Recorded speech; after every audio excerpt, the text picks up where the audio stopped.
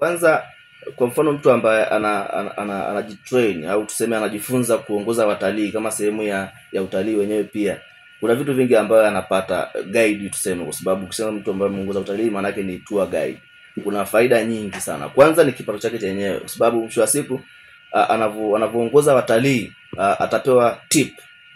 Tip ni ile zawadi ambayo unapewa na mgeni baada ya kumfanyia kazi nzuri. Umeona? Kwa hiyo mtu wote ambaye anafanya utalii, mwisho wa siku ile faida ni kubwa, kwa maana ya anakuwa tip, anapewa zawadi na watalii, lakini pia kama nilivyosema mara kwanza ni kwamba anakuwa anatengeneza marafiki wengi.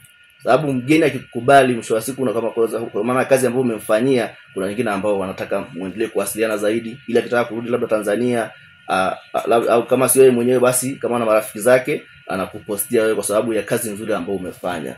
Kwa hivyo ndio vitu ambavyo anapata mtu kwa undani wake, pamoja na kwamba atakuwa ana enjoy kila siku kukutana na vivutio hivyo ambavyo ni